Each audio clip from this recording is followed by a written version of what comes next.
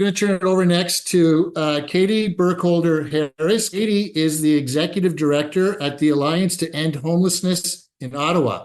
Previously, she worked at the national level as a policy analyst with Reaching Home, the federal government's homelessness partnering strategy. In 2018, Kaite worked as a system planner with the Canadian Observatory on Homelessness and spent a number of years working as the project manager for Away Home Ottawa in preventing and ending youth homelessness. Kaite, thank you very much for being here from Ottawa, and the floor is yours. Yeah, thanks so much for having me. And I've got to say, I sound pretty dry and probably I'm a little worried not relevant after just hearing from Drew and Fiona and just your honesty and really explaining the reality of what's happening on the ground is what people need to understand and to hear. So thank you both for doing that. And feel like I'm taking a bit of a turn and going more into sort of the policy side of this. So if people have questions sort of as I'm sharing, please put them in the chat or call me on it if I'm using jargon. I will do my very best not to do that. But the Ottawa Alliance to End Homelessness that I work for, we represent about 75 agencies in the housing and homelessness sector. We're predominantly advocacy organization, but more and more focused on sort of system-wide coordination and system-wide impact. Our focus is on the system. And what I always want to kind of go back to and try and ground myself in is that homelessness, mass homelessness that we are seeing right now, is actually relatively new. It's 40 years, so maybe not that new, but 40 years of some terrible policy decisions. And I think what's really important to know is, it's not that it's not true, it's complex. People are dealing with all kinds of challenges, and people have always been dealing with all kinds of challenges, and it didn't make them homeless. And the things that changed were a lack of investment in social housing. There is literally a divergence. As soon as we stopped investing 20,000 new units of social housing every year, you see homelessness spike. And the way we've designed our systems are not for people. And those two pieces, if we were functioning in a system that worked, if we were living in a housing market that worked, crisis would not mean homelessness. And unfortunately, it does right now because of what we've done and the choices we've made around housing particularly. So I try and start from that place because I think it is important to remember that we have always had substance use. The majority of substance users are housed. They are not experiencing homelessness. And I think that speaks to, people experiencing additional levels of vulnerability and also just a housing market that is so out of whack for everyone.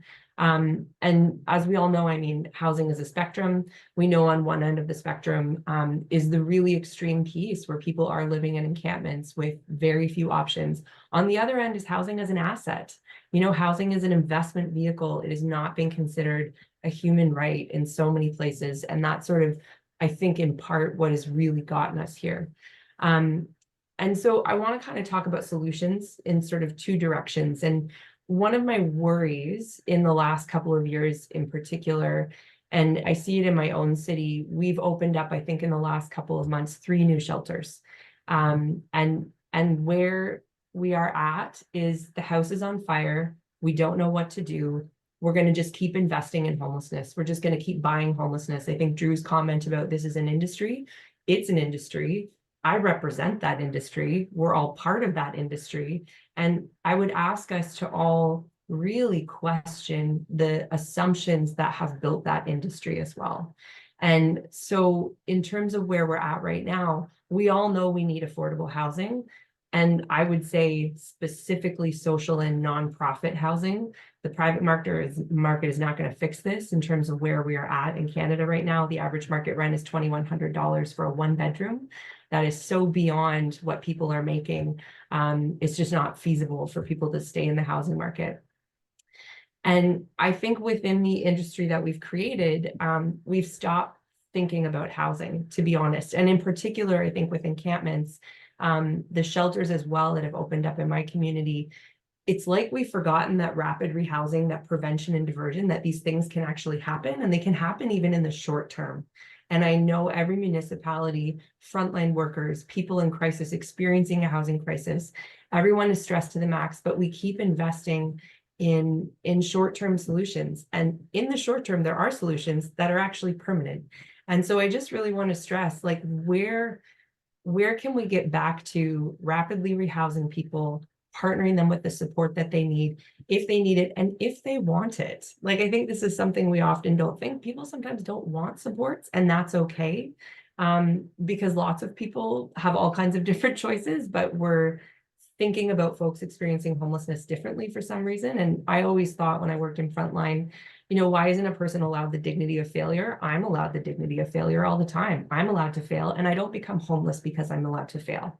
And so we need to create a system where people actually are allowed to move, or allowed to, maybe they don't want to be in their housing. Maybe they are evicted for different reasons. So where's the housing option that's going to actually meet their needs? And we keep trying and we keep focusing on that until people find that.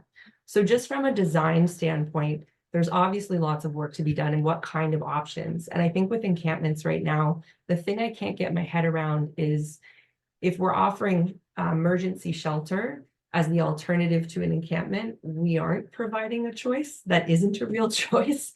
And so how do we get back to offering real choices?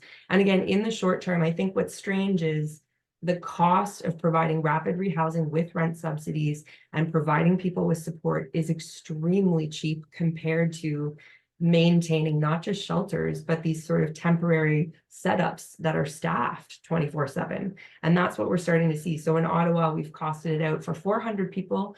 We could house 400 people for $4 million with a pretty decent rent subsidy. And then in addition to that, for another 4 million, we could provide wraparound intensive supports. And those are based on city numbers. So $8 million, we're housing 400 people with intensive supports. Not everybody in that group necessarily needs or wants intensive supports and may need different levels of support. And when I look at that versus the 17 million, 12 to 17 million that is being spent on buying a new shelter, operating a new shelter, operating the encampment supports, I'm really wondering why we're not focusing on rapid rehousing in the short term. And that's not going to work for everybody to live in the private market. So, we obviously need to focus on getting people with options. If somebody wants supportive housing, different levels of supportive housing, absolutely. But that's all on us, right? Like, that is on us in terms of our response as part of that system. And then on the other end, we know that, housing is the thing we need. We desperately need housing, but I'm just sort of no holds barred at this point, fed up with trying to expect the private sector to solve this. I think we've spent money really, really badly by subsidizing the private sector. And my agency did a report with Dr. Carolyn Weitzman specifically on the way that we can scale up nonprofit housing much more dramatically in Canada. So by 2030, if we were to double our current stock, first of all, it could add up to $137 billion to the economy, which nobody talks about, and it would pay for itself within 2 years. And those numbers are coming from the fact that you can't really participate in community and economy if you have no stability, if you have no safe place to be. That's part of it. People are leaving the provinces in droves. They're leaving the country in droves because they can't afford to live here. So in terms of the economic argument, there's that piece, which I think is important. And in terms of the levers we have, public land, right? Government land is the way to really help start to scale up nonprofit housing. And government has a lot of land. And so I think these things are mechanisms that are usable, they are doable, but we need the will. And we brought actually 2 folks from Finland's Y Foundation to Ottawa in early January. And we did the road tour. We also then brought Mike Lethby and did the road tour with him the next couple of days to talk about prevention and diversion. But the Finns, when the rest of the Western world was saying, we're going to not invest in social housing, the Finns went the opposite way. And they deeply invested in housing, specifically government-owned housing, and they completely reformed their shelter system. So their shelter system still exists, but there's about 200 beds in the entire country. And they converted it to basically transitional housing. So everybody had a lock and key. And then they also built out tons of supportive housing. So like they completely changed how they did things. And it was interesting because you talk to people in the front line and The leaders from Finland talked about this of, shelter workers not recognizing the Canadian model. Like, it made no sense to them in terms of how our shelter system functions. They also eliminated street homelessness in 3 years because they said, let's just house people and provide them the supports they need. And let's also make sure the housing is the kind of housing they want. Do they want to live with roommates? Great. Like, let's do that. And respecting that choice and respecting that autonomy was the value that they led from. So I feel in some way in the last couple of years in particular, because everyone is just in full crisis mode, that we have stopped focusing on housing as the necessary piece. And when I say housing, that encompasses support, that encompasses community. And if somebody's in housing that's not working, well, then we need to help figure out what kind of housing is going to work. Like, that's the baseline standard of responsibility we have as a country if we truly say that housing is a human right. So I'm going to stop there because I've talked about land and zoning reform, which may have lost half the group. So I appreciate that. But that's sort of Katie, could you share that report in a link that you referred to that you referred to earlier? Just quickly, you kind of touched on it because you were talking about the money being thrown all over the place. I'm just wondering, like, with the Federal Housing Advocates report and what seems to be a really ramped up, stepped up approach to spending money by the federal government, is there any signs of encouragement here, or what are you anticipating? Yeah, I mean, I think the report, the encampment report, and Greg and Chantal, I had the privilege of hearing their presentation earlier today. We brought them to an Ontario Alliance to End Homelessness meeting. But it's kind of come at great timing because it reaffirms a dignified human rights-based approach to encampment. So I think in that sense, there's been an important narrative setting and tone setting to the conversation that I think was not happening before. I do think there's going to be some shift in terms of how, or at least some leadership in setting a standard from the federal government. I don't know, it's not going to go as far as the report, I don't think. But I do have some hope in terms of the way we will start to talk about solutions with encampments is going to look a bit different. In terms of the federal money, they're going to re-announce a revamped national housing strategy. Only 3% of the housing strategy money has actually gone to nonprofits and to homelessness. And the feds really can't demonstrate how many people who have experienced homelessness or exited homelessness are actually have been supported by the national housing strategy. Like, it's pretty bad. And I say that as someone who worked on the homelessness side of that within government.